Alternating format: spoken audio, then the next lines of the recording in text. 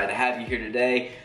So I'm going to be cooking up some southern food. Something you may not know about me is I am from Georgia.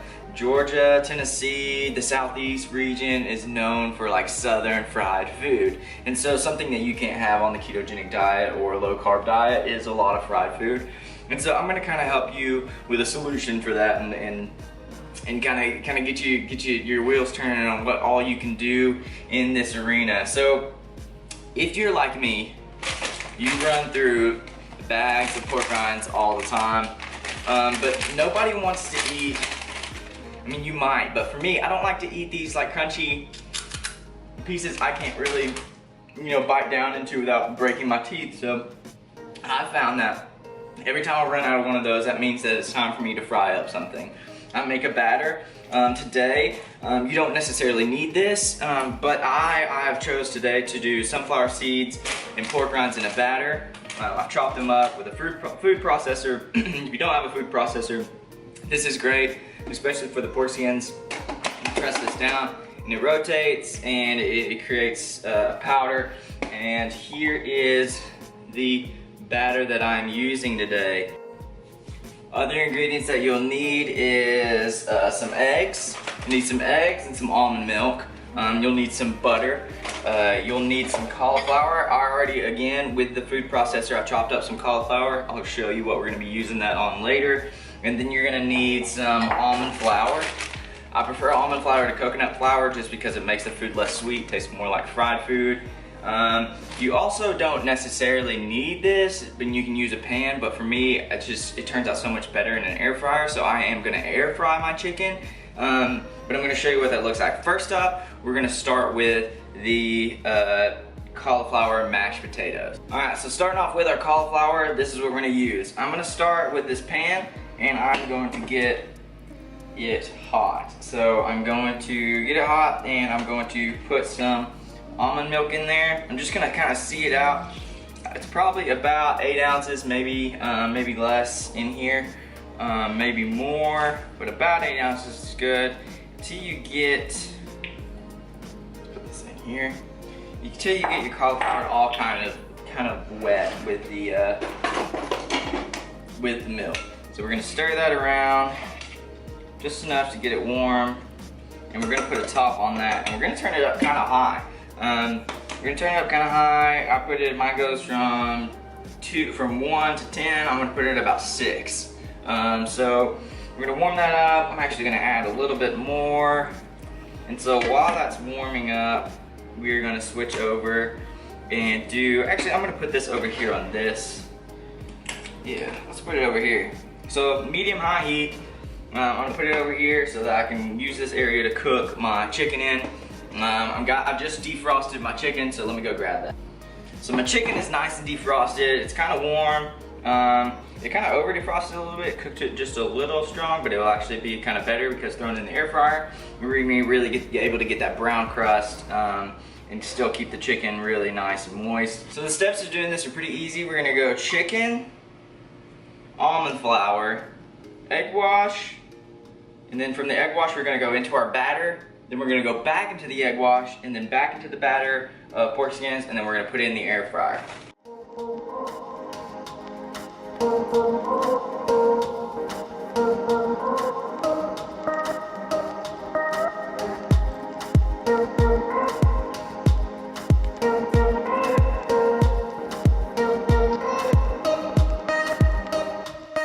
So what you wanna do is make sure you get a nice even coating on your chicken. It's gonna be kind of hard, it's gonna be really messy, and you're gonna think, oh, this is a complete disaster. But even I know as I'm going through this that this looks like garbage and it's gonna turn out okay. So that's all we're really worried about. Once I throw this into the air fryer, I'm gonna sprinkle a little bit more on top of it so that I get a nice even coat.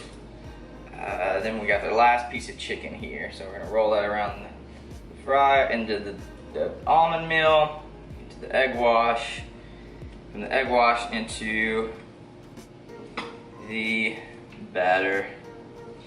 And the more thin your batter is on the pork skin batter, the better your chicken's actually going to turn out to be. And yeah, by this last chicken tender, you're gonna notice it's getting really sloppy.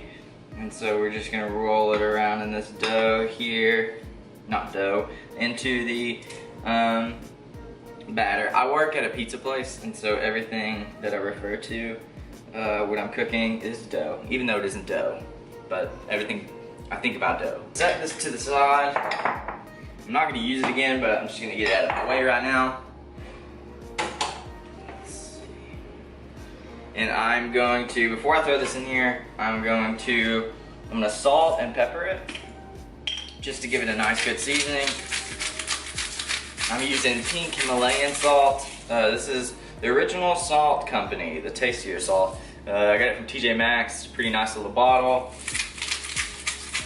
So I'm gonna salt that pretty heavily because, as you know, on the ketogenic diet, you're not holding a lot of water, so you're gonna get rid of a lot, or you wanna intake a lot of water throughout the day. And you know, this is a good way to do that. So I'm gonna set this in here. I'm not gonna turn it on exactly yet because it will cook pretty fast. And so now I'm going to check onto my cauliflower mashed potatoes. So the cauliflower mashed potatoes, you know, you're like, oh, this does not look like mashed potatoes at all. They're starting to cook. So I just wanted this the cauliflower right now to cook through and through, to steam up and get really soft. As we're gonna go on, it's gonna get more and more soft. As far as seasoning goes, I'm gonna go ahead and put my seasoning in. I'm using parsley flakes. I may throw some actual parsley in there too because I have some.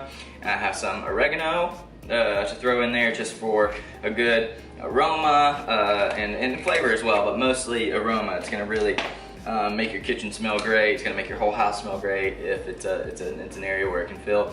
In Italian seasoning, this is gonna give a great color to it as well. And don't be like afraid to go heavy on these. I'm gonna go crazy with it and really get the color. The color is like important to me. The aesthetic of the food is just as important as the taste. In my opinion, the oregano is really gonna give the flavor. For me, it's all about the way it looks, it's all about the way it tastes, most importantly taste, then the way it looks, then the way it smells. I really like to focus on the way it smells, because if food stinks like curry, I hate cooking curry because of the smell. It makes your whole house, the whole kitchen smell disgusting. So yeah, I'm gonna grab my other camera in here and show you guys kind of a close-up of how this is looking right now.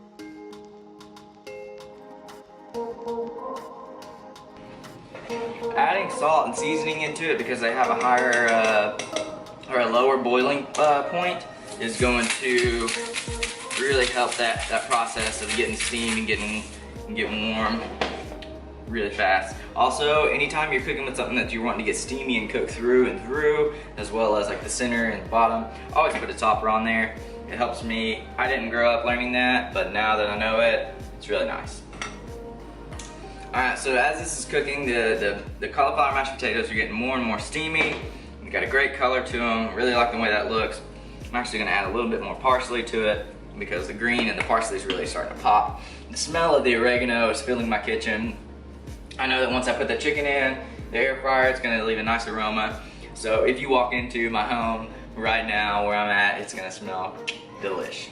So next up, as the cauliflower starts to get steamed, it's ready to start turning it into cauliflower mashed potatoes. And the way we're gonna do that, thicken it up a little bit, is sour cream. So I'm gonna add sour cream and butter. And then after I add those and those get steamy and nice into it, I'm gonna taste the cauliflower, see how it's tasting, and then I'm gonna lower my temp down to where it starts to cook and get a little bit harder, I guess. It gets to solidify and become more like the potato texture. So I am gonna be fancy today and use a little serving spoon. So I can tell you exactly how much to add based on how much I had there. I think as far as sour cream goes, 2 tablespoons probably do the trick. So I say 2 tablespoons, probably 3 for some people. I go over the spoon, heaping piles of, you know, seasonings and stuff. And probably if people are grossed out, that I'll take sour cream. just take it, put it on my finger, and eat it. But it is good. Do not listen to the haters. I also posted on my story on my Instagram the other day that I eat eggs. My eggs, if I ever have to eat scrambled eggs, I had to put mayo on them because the texture is just not right for me. So the ketogenic diet is perfect for me. So next up, we're gonna go only with the best, Kerrygold butter. I'm gonna take about a spoon of Kerrygold butter and add it into the mix here. This is just gonna give it a really good taste. Let's go a tablespoon and a half here on butter. And I had about a cup and a half of actual cauliflower, if that helps you out, if you're kind of trying to want to make this recipe at home. So that's getting really steamed up, the flavor's there. So now I'm going to turn this to simmer and turn it low so that it starts to thicken up. And so while I'm doing that, I'm gonna go ahead and throw my chicken in the air fryer. If you're doing this in the pan, you have to kind of do both of these at the same time as far as like timing of getting this all done at the same time. So that's just where I'm at. I'm gonna turn it to about 360 on my air fryer and cook that for 10 minutes and see how that turns out. Now, as far as sauces go, I really like to sauce up my chicken and dip it in just Mayo's Chipotle mayo. A great, if you're doing keto, it has 6 grams of fat and 1 tablespoon. Probably gonna use about 2 tablespoons of this. 0 grams of protein, 1 carb, no sugar.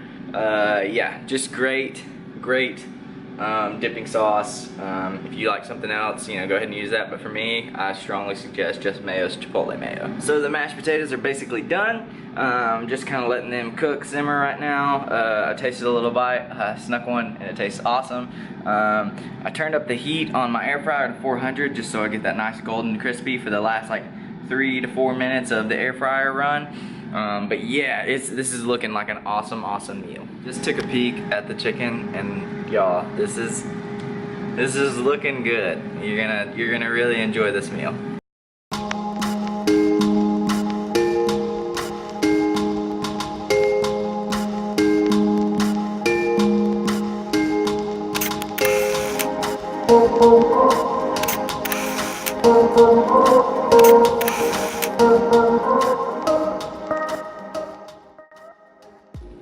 So I am trying the first bite of this. It looks incredible.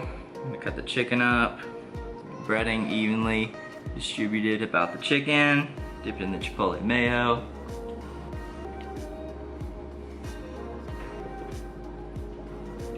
That's good. It just kind of like satisfies every craving you have of having a fried chicken. Right there, done. In less than 5 to 10 carbs. Let's try these mashed potatoes.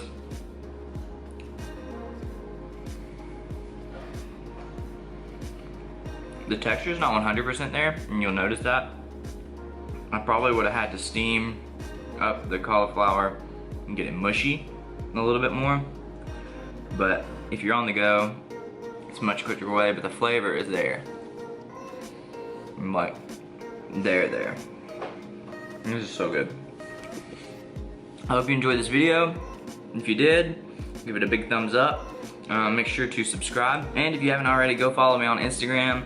I post really cool pictures of food. You can see a lot of stuff on my stories, get a lot of information from my stories that you don't get just on YouTube. So make sure to head over there. It's at Caleb Busey. But yeah, thanks for watching. I'll put the recipe in the description below.